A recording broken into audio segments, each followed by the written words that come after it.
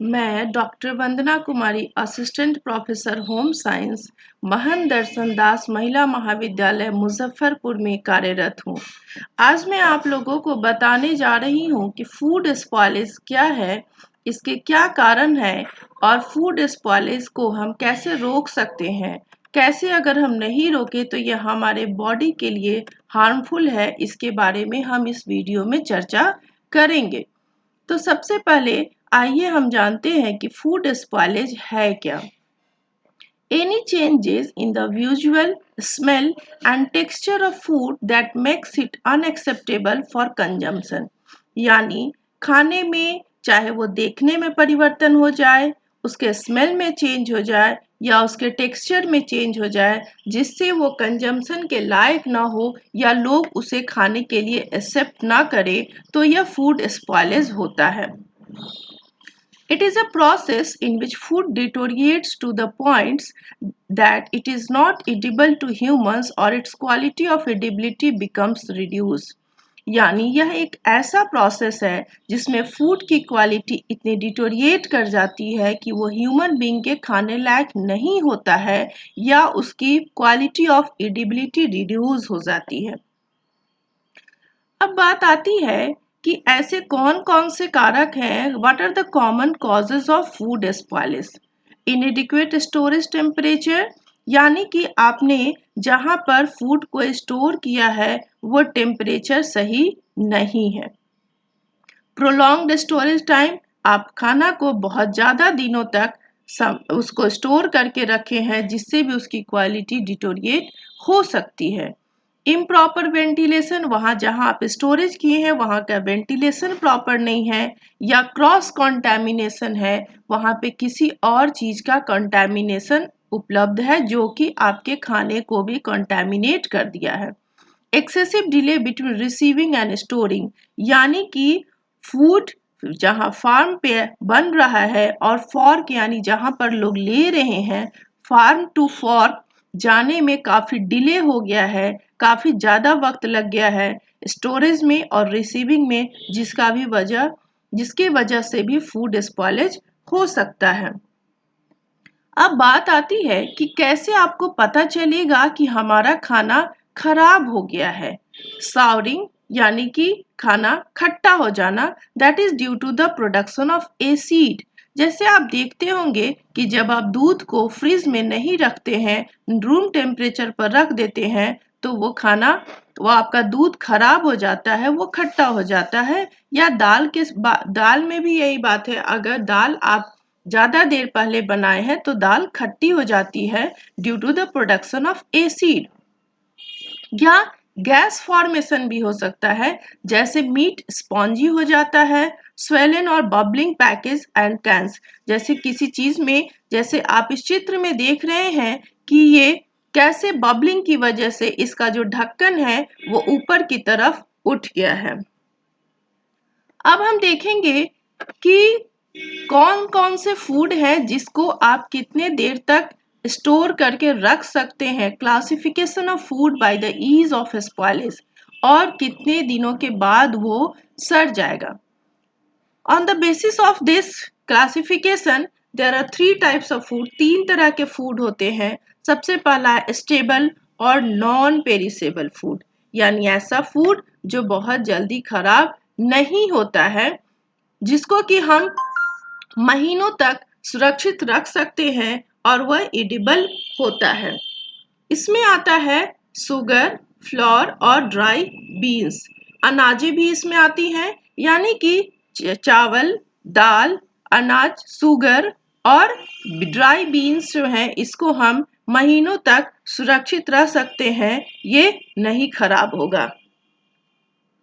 इसके बाद है semi perishable foods. Semi perishable foods में प्रोसेस्ड सीरियल्स आते हैं, जैसे सूजी है, मैदा है, बेसन है, ड्राई नट्स हैं, और इसमें पोटैटो भी आता है और ओनियन भी आता है, क्योंकि ओनियन और पोटैटो को हम आराम से कुछ हफ्तों तक सेव करके रख सकते हैं, वो सुरक्षित रहेगा, खराब नहीं होगा। पर आप देखते होंगे कुछ ऐसे फूड आइटम्स हैं जो कि बहुत जल्दी खराब हो सकता है, जिसको हम 2-4 दिन में ही हमें कंज्यूम करना होता है, नहीं तो वो खराब होता है। ऐसे फूड को हम पेरिसेबल फूड कहते हैं, जिसमें meat, fish, milk, vegetables, egg etcetera आते हैं जो कि जल्दी खराब हो जाते हैं।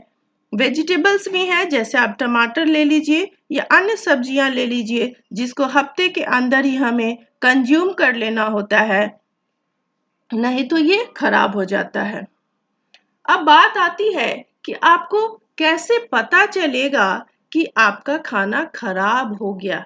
उसके क्या कैरेक्टरिस्टिक्स हैं? अनप्लीजेंट स्मेल, यानी कि उसमें दुर्गंध आने लग जाए। अनप्लीजेंट टेस्ट, उसका टेस्ट अनप्लीजेंट हो जाए। उसका कलर चेंज हो जाए, उसका टेक्सचर चेंज हो जाए, या वो मोल्डी हो जाए।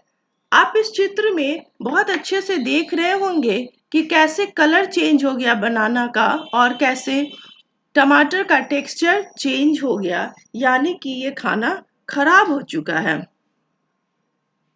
अब बात आती है कि फूड स्पॉइलेज किस वजह से होता है। ऐसे कौन कौन से फैक्टर्स हैं जिसकी वजह से फूड स्पॉइल हो जाता है। सबसे पहला है इंसेक्ट डैमेज।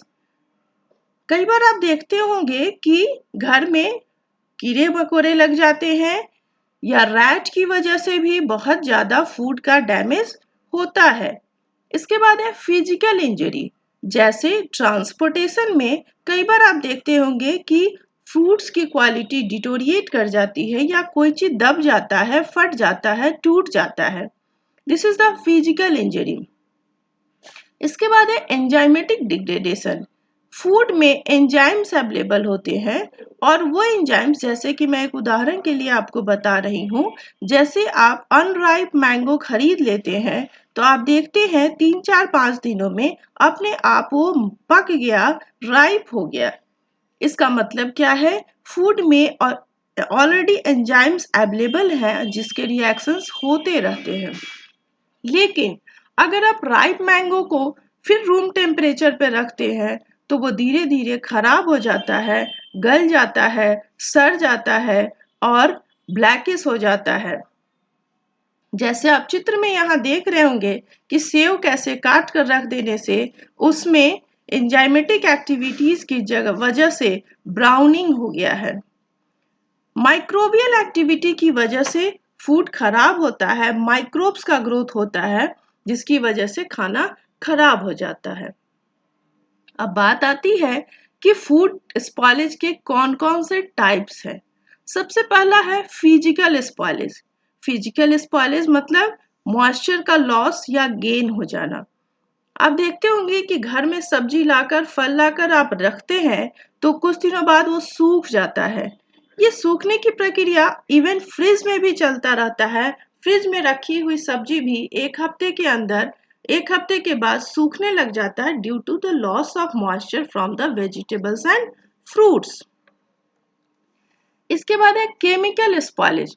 केमिकल स्पॉइलेज में आता है ऑक्सीडेशन ऑफ फैट, और ऑक्सीडेशन ऑफ फैट की वजह से फ्रूट्स एंड वेजिटेबल्स में ब्राउनिंग हो जाता है, उसकी क्वालिटी डिटोरिएट हो जाती है, वो खाने लायक नहीं रहता है। इसके बाद है माइक्रोबियल स्पॉइलेज, यानी growth of micro organisms and enzyme production. Micro organisms का भी ग्रोथ फूड में हो जाता है, लेकिन उसके लिए फैक्टर्स क्या है कि माइक्रो ऑर्गेनिजम्स का ग्रोथ एक फेवरेबल टेम्परेचर में ही होता है।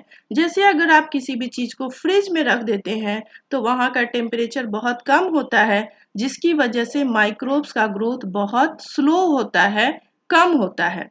लेकिन अगर आप किसी चीज को रूम टेम्परेचर पे रखते हैं, तो आप देखते होंगे कि बरसात के दिनों में खाना बहुत जल्दी खराब हो जाता है। इसका वजह यह है कि बरसात में जो टेम्परेचर होता है वो 30 to 37 डिग्री सेंटीग्रेड होता है, जो कि माइक्रोब्स के ग्रोथ के लिए बहुत ही फेवरेबल होता है, जिसकी वजह से बरसात में खाना जल्दी खराब हो जाता है। लेकिन वही खाना ठंड के दिनों में जल्दी खराब नहीं होता है। इसका कारण है कि ठंड में जो रूम टेम्परेचर है वो फेवरेबल नहीं होता है माइक्रोब्स के ग्रोथ के लिए। इस चित्र में आप बिल्कुल क्लियरली देख सकते हैं कि माइक्रोबियल स्पॉलेज में कौन कौन सी माइक्रोब्स होते हैं। जैसे बैक्टीरिया है, बैक्टीरिया में Clostridium botulinum, Staphylococcus and Clostridium welchii and Salmonella groups के भी बैक्टीरिया है जो कि फूड को स्पॉइल करते हैं और जिसकी वजह से फूड पॉइजनिंग होती है। ठीक ऐसे ही ईस्ट भी है। ईस्ट का सबसे फेवरेबल फूड आइटम होता है शुगर, जिसकी वजह से जो हाई शुगर कंटेंट वाले फूड है जैसे जैम है, जेली है, उसमें ईस्ट लग जाता है। वैसे ही मोल्ड भी है, मोल्ड की ग्रोथ की वजह से भी खाना खराब हो जाता है। आप देखते होंगे कि अचार में वाइटिस वाइटिस कुछ लग गया है और अचार का टेक्सचर बहुत खराब हो जाता है, वो गल सा जाता है due to the growth of mould. Various bacteria are responsible for the spoilage of food and जो बैक्टीरिया होते हैं वो फूड में एसिड प्रोड्यूस कर देते हैं और वेस्ट प्रोडक्ट्स प्रोड्यूस कर देते हैं, जिसकी वजह से फूड की क्वालिटी खराब हो जाती है। जो वेस्ट प्रोडक्ट्स होते हैं जिसकी वजह से फूड में अनप्लीजेंट टेस्ट डेवलप हो जाता है and that is also harmful for our health. Yeast can be responsible for the decomposition of food with the high sugar content। पहले मैं इस बारे में चर्चा कर चुकी हूँ कि ईस्ट का सबसे अच्छा खाना हाई शुगर कंटेंट होता है, जिसकी वजह से ईस्ट जैम में, जेली में और हाई शुगर प्रोडक्ट्स में डेवलप करके उसकी क्वालिटी को खराब कर देते हैं। लेकिन कई बार हम ईस्ट का पॉजिटिव रूप में यूज करते हैं for the production of bread, yogurt and alcoholic beverages that is not harmful for our health. Some spoiled foods are harmless to eat and may simply be diminished in quality। थोड़ा बहुत अगर आप खराब खाना खाते हैं तो उसकी क्वालिटी लेकिन खराब हो जाती है। ये हो सकता है कि उसका नुकसान थोड़ा कम हो। But food exhibiting certain types of spoilage may be harmful to consume।